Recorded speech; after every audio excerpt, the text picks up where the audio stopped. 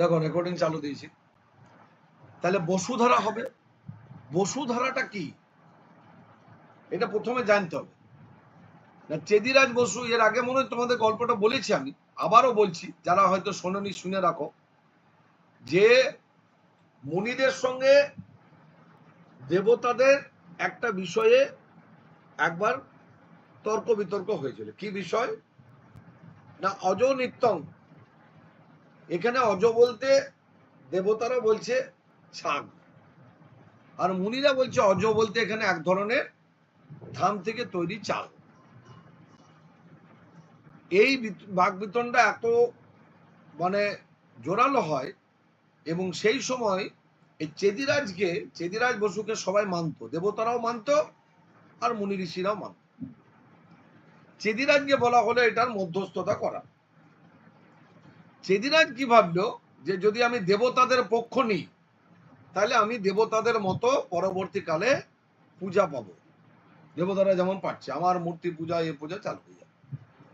এই জন্য সে মধ্যস্থতা করতে গিয়ে পক্ষপাতিত্ব করে। পরে মুনিরা বিষয়টাকে নিয়ে যখন দেবতাদের জিনিসটা বোঝান, তখন দেবতারা বলেন যে না, আপনারাই ঠিক, চেদিরাজ এখানে পক্ষপাতিত্ব করেছে। এই চেদিরাজকে পক্ষপাতিত্ব করার জন্য মুনিরা সবাই ঠিক করে যে আমরা আর চেদিরাজকে কখনো যজ্ঞে আহুতি দেব না। সেই জন্য মুনিরা ঠিক করে, তখন চেদিরাজ খুব বিপদে পড়লেন এবং দেবতাদের আশ্রয় নিলেন। দেবতারা পরে মুনিদেরকে বোঝালেন এবং চেদিরাজ মুনিদের কাছে ক্ষমা প্রার্থনা করলেন। তারপরে চেদিরাজকে বললো, ঠিক আছে, আমরা যখন বলে দিয়েছি মুনিদের বাক্যতা লঙ্ঘন হবে না, তাহলে এবার এখন কি উপায়? দেবতারা বললেন, যে কোনো শুভ কর্মে দেওয়ালের মধ্যে তাকে ঘিতধারা দাও, সেই ঘিতধারা চেদিরাজ পাবে। ঠিক আছে, যজ্ঞ আহুতি না দাও, ঘিতধারা ওকে দিতে হবে। সে ঘিতধারা কোথায় না, দেওয়ালের মধ্যে দিতে হবে। যে কোনো শুভ কর্মে দেওয়ালের মধ্যে, সংস্কার কর্মে দেওয়ালের মধ্যে দিতে হবে। সেই জন্য তার প্রণামের মধ্যে দেয়া হলো কি, চেদিরাজ নমস্তুভ্যং শাপগ্রস্ত মহামুনে। এখান থেকে বুঝতে পারবে সে শাপগ্রস্ত হয়েছিল। খুদ পিপাসাদ নদে দান্ত চেদিরাজ নমস্ত, মানে সে এতখানি পিপাসী হয়ে ওঠে যে তাকে এটা দিতে বাধ্য হয় এবং সেই জন্য তাকে এটা দেওয়া হয়। এবারে চেদিরাজ এইটা কোন দেওয়ালে, এখানে দেখো দেওয়া আছে উত্তর বা পূর্ব দেওয়ালে, বুঝতে পেরেছ? উত্তর বা পূর্ব দেওয়ালে নাভি ঠেকিতে পারে সেই স্থানে, মানে নাভি প্রমাণের স্থানে। বাটা হলুদ ও সিঁদুর, দেখো এখানে লেখা আছে। হলুদটা অনেকে ব্যবহার করে না, কিন্তু বাটা হলুদ ও সিঁদুর, হ্যাঁ, অর্ধচন্দ্রাকৃতি লিখিয়া তার উপর স্বস্তিক আঁকিয়া, এই দুটো কিন্তু মাস্ট। বাকিগুলো যেগুলো সেগুলো আমাদের করা হয়েছে এক্সট্রা, কিন্তু এই দুটো তোমাকে করতেই হবে, ঠিক আছে? তাহার নিম্নে সিঁদুর দিয়া পশ্চিম হইতে আরম্ভ করিয়া পূর্ব পর্যন্ত, অথবা দক্ষিণ হইতে আরম্ভ করিয়া উত্তর পর্যন্ত।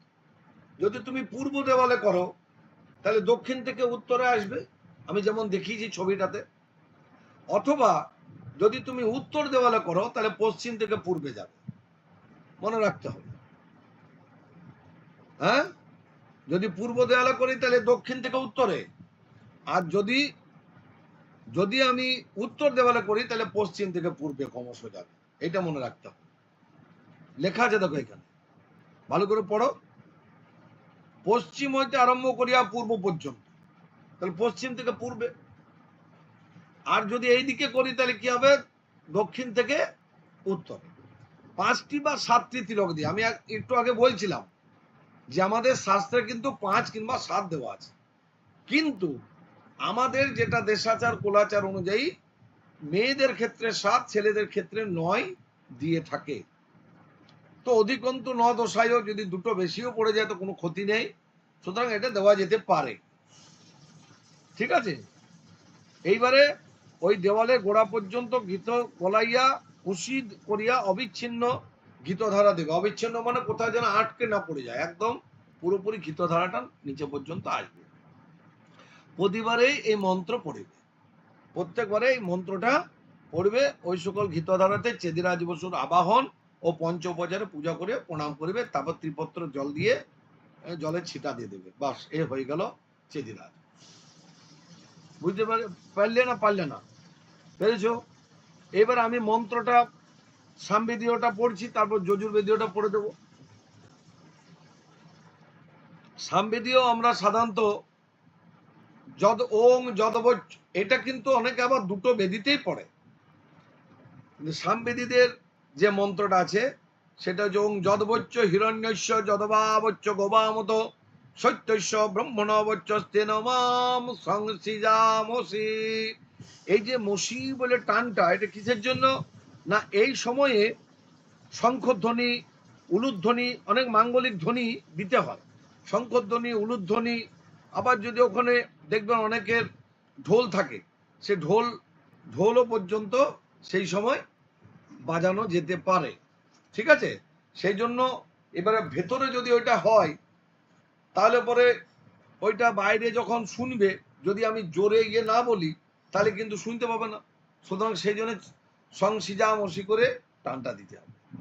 আর যজুর্বেদী কি বলছেন? বসো পবিত্রমসি শতধারং, বসো পবিত্রমসি শস্যধারং, দেবস্ত্বা সবিতা পুনাতু বসো পবিত্রেণ শতধারেণ সুপ্রা কামধুক্ষ।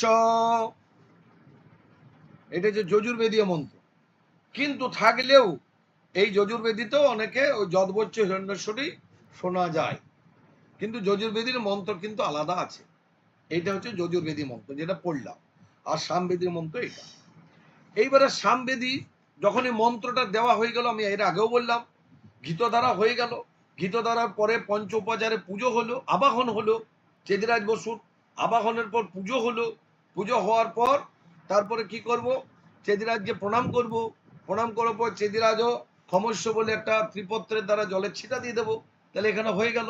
এরপরে আমি যার সংস্কার হচ্ছে, যে ছেলেটির বা মেয়েটির সংস্কার হচ্ছে, তাকে কিন্তু আগেই বললাম যে বড় মুদ্রায় একটা আয়ুষ্য সূক্ত পাঠ করতে হয়। আমি সামবেদীটা প্রথমে পড়ছি। ও মনে হয় এটা তো রেকর্ডিংটা তো থাকতে পারে। ওং আয়ুর বিশ্বায়ু বিশ্বং বিশ্বমায়ু রসিমহি অজান্তষ্টরসি নিধেজ্যমস্মহি শতং জীবেম শরদ বয়ংতে ওং আয়ুষ্যমে প্রবশ্য বচস্যমে প্রবশ্য বিদু পৃথিব্যা দেব জনিত্রা ছিন্নন্তম আপোধক সরন্তি সৌমিহদগায় মমায়ুষে মম ব্রহ্মবর্চস্যায় যজমানস্যার্ধই শ্রী অমুক দেব সর্বণ রাজ্যায়, যদি ছেলেদের হয় ব্রাহ্মণদের, আর কন্যা পক্ষে হবে শ্রী অমুকে দেব্যা রাজ্যায়। ঠিক আছে? এটা হচ্ছে ব্রাহ্মণদের ক্ষেত্রে আমরা সামবেদীয় রীতিতে পড়লাম।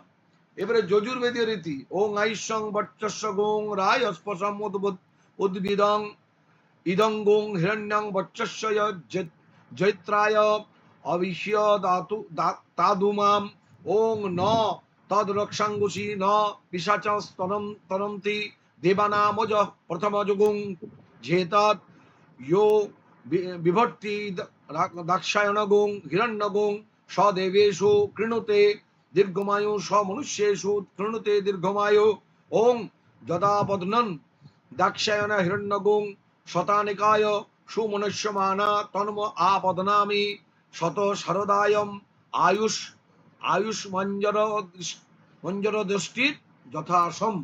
ওং, এবার ওইখানে মন্ত্রটা বলে, হ্যাঁ, মানে ওই যার সংস্কার হচ্ছে তার মাথায় হাত দিয়ে মন্ত্রটা বলে তারপর সে যদি প্রণাম করতে আশীর্বাদ করে, তারপর আবার এখানে আমাদের যে কর্ম আছে, কর্ম বলতে এবার ইয়েটা হবে ওই বৃদ্ধি শব্দ নান্দিমুখ হবে।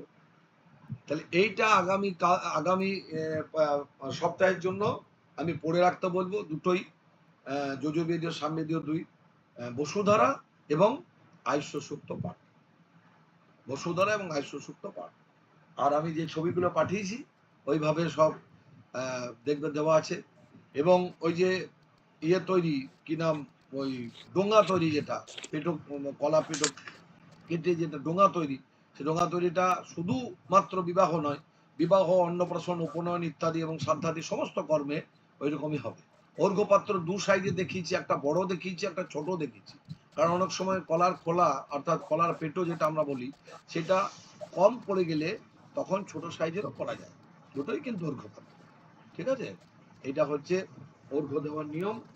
অর্ঘ্য পাত্র কলা পেটো কেটে তৈরি করা যে পদ্ধতিটা দেখিয়ে দিয়েছি, আর বসুধারা রেখে দেখিয়ে দিয়েছি, আর ওই কি নাম ষোড়শ মাতৃকা গর্জা স্বগণাদেব গর্জাদি ষোড়শ মাতৃকা কিভাবে পেটো কেটে তৈরি হয় সেটাও দেখিয়ে দিয়েছি।